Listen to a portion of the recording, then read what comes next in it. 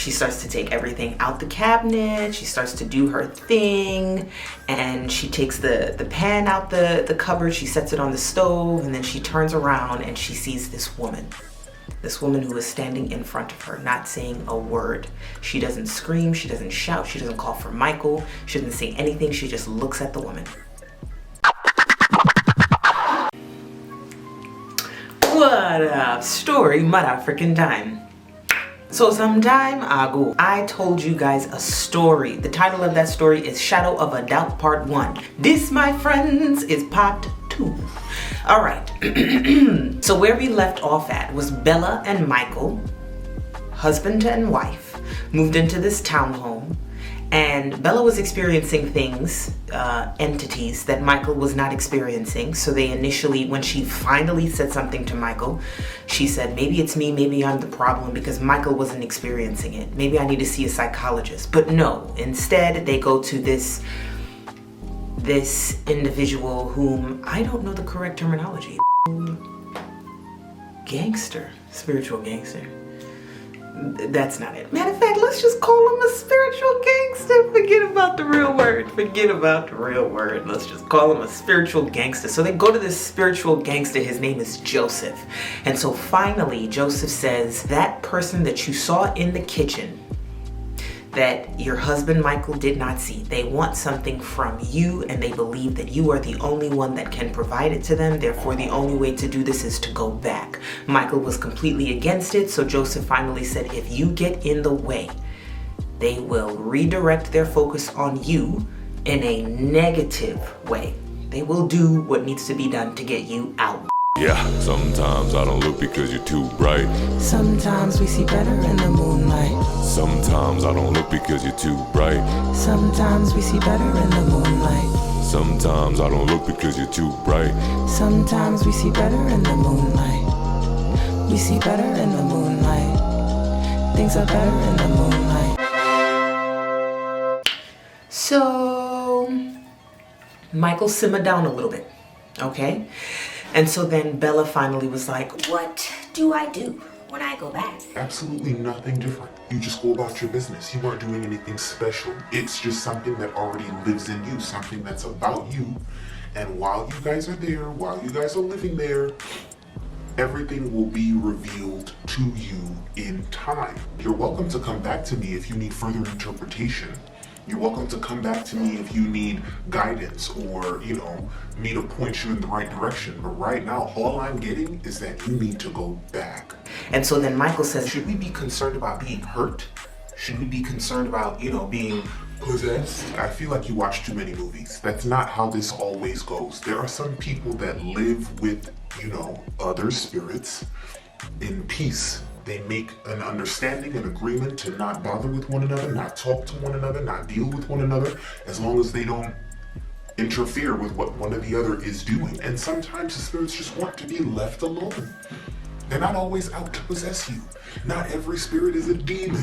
That was the information that, Joseph was presenting to them. Michael wasn't feeling it.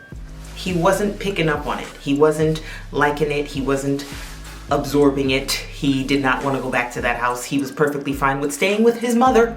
And quite frankly, so was Bella. But in Bella's mind, we paid for this home. We invested so much in this home. We can't just give it up. We can't just surrender it. So Michael looks at Bella and he's like, well, what do you want to do? How do you want to do this? How do you want to proceed? I think that our only option is to just go back. Oh, right. I just knew you were going to say that. And so Michael, just being the supportive husband that he is, he said, all right, well, I guess we're going back. And so Joseph warns them. He's like, you need to change your perspective. Get in a completely different frame of mind now. I know that it's hard, but you just need to go back into that home with the intent to live.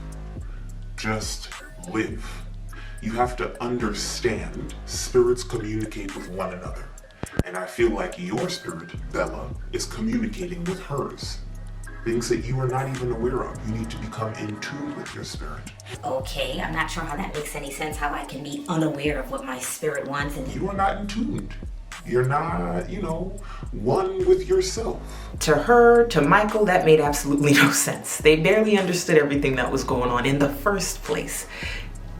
Fast forward, they leave the session, and Michael says, So I don't know how this guy expects us to get into a normal frame of mind with moving back into that haunted ass house, but I don't know. What do you suggest we do? Let's just give it another couple of days. Let's just give ourselves time to take it in, and then we go back in there and we try to eliminate the fear. We try to remove the negativity. We try to remove the negative connotations, the preconceived notions. they tried. Did they succeed? We gonna find out. So a couple of days it comes and it goes, and it finally comes to the time where they tell Michael's mom, we're going to go back to the house to get a few things done. Now, Michael's mom is under the impression that the construction is too much and they're just crashing there until the construction finally settles down. Now, while they were staying there, construction continued. They get back. They put all their stuff down. Michael walks into the home all nice and slow, peeks around the corner, looks at the kitchen, squints and says, All right, relax. Yeah, that's normal, totally normal. So he goes upstairs, he sets his stuff down, he turns on the TV, he's just trying to take it easy, and Bella follows him up, sets her stuff down. I'm just gonna take a shower, and then I'm gonna go downstairs and I'm gonna fix us something to eat. And he's looking at Bella in awe because he's still trying to keep it together, and she just hit the ground running. She's like, we're gonna do this and we're gonna be normal. So she's in the shower, she gets out the shower, she sees a missed call from the contractor that's been working on the home. She answers the phone and he's like, I've been trying to get in contact with you. Me and my team, it's been really hard for us to get work done on that home. You know, some members of my team are complaining of, I don't know what to say, you know, you might not believe me, Miss Bella, but weird energy, you know, and even one of my team members mentioned seeing something. And so now nobody really wants to finish this project. Oh my gosh, are you serious? She immediately starts asking about money, refunds, and then she remembered that the goal here is to figure out what needs to be done. The goal here is to figure out what the plan is. And she said, Can you please just give me some time to figure out what's going on? I don't know if I can convince my team to come back in here. You know, I can give you, they talked about numbers, about potential refunds, about whatever it is he can do. Can you find another team? Quite honestly, I don't even know that I want to come back. So then she remembered what Joseph said. Anybody that gets in the way of whoever this being is of accomplishing what needs to be accomplished, she will do her best to get them out of the way. The contractor said, I've been trying to get in touch with you. I've been trying to get in contact with you. So fast forward, she says, all right, well then just start sending me back whatever portion of the refund I'm owed. We'll talk more numbers tomorrow. She goes into the room. She tells her husband, Michael. Michael is now PO'd. He's like, what are we supposed to do about a halfway done kitchen? How are we supposed to, so we're just supposed to have every single contractor that comes in here gets run away, ran off by this ghost? And he says, this ghost. And as he says this ghost, Bella felt like a sudden chill. And their curtains in the room shifted a little bit. And so she looks at Michael and she's like, settle down. Just calm down. Michael's face completely goes ashen. And he sits on the bed. They both sit on the bed. They held hands and they're like, we're gonna get through this. We're gonna figure this out. Now Michael's thinking, we can just leave. We can just move and sell the house. But Bella's thinking, if we up and move and sell the house, how do I know that this thing won't just follow me? What is it that they want from me? The only way out is the way through. So Bella finally goes downstairs and she says, I'm just gonna do what I said I was gonna do. I'm gonna prepare us something to eat. I'm gonna go into my kitchen.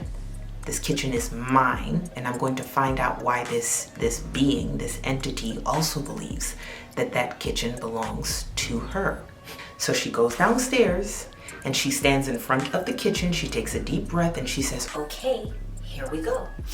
She starts to take everything out the cabinet. She starts to do her thing, and she takes the pan out the cupboard. She sets it on the stove, and then she turns around and she sees this woman who is standing in front of her, not saying a word.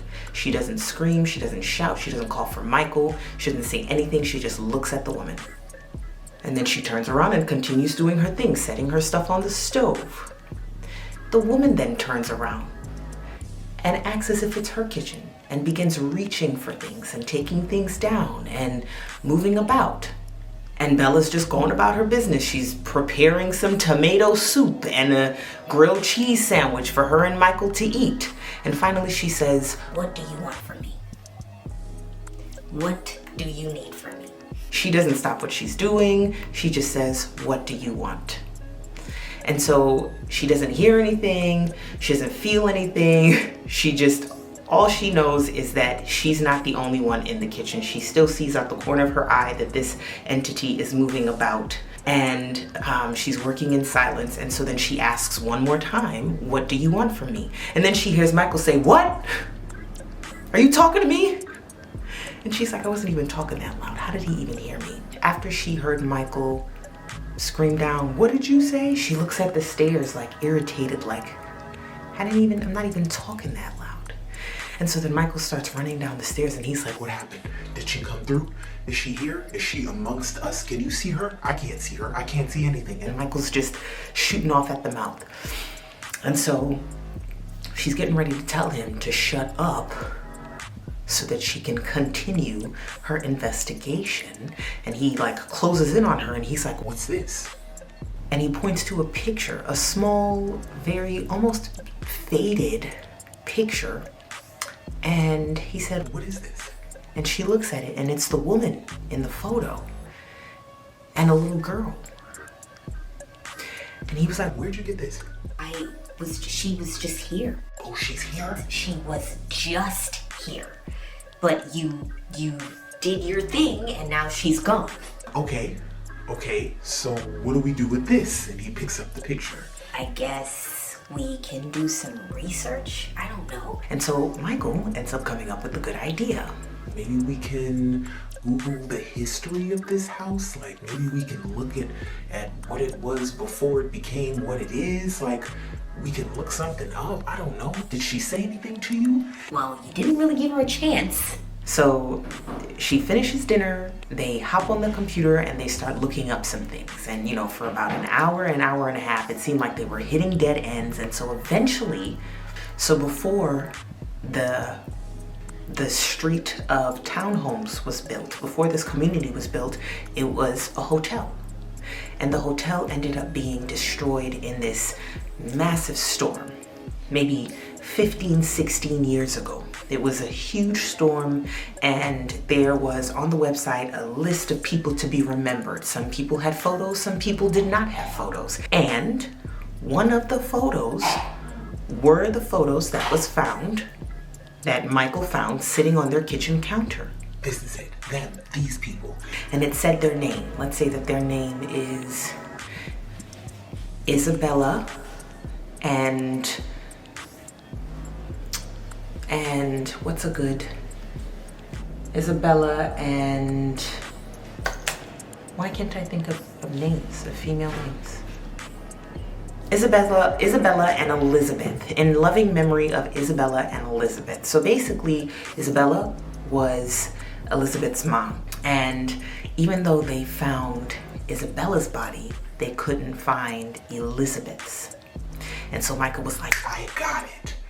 She wants us to find Elizabeth, her child, her baby.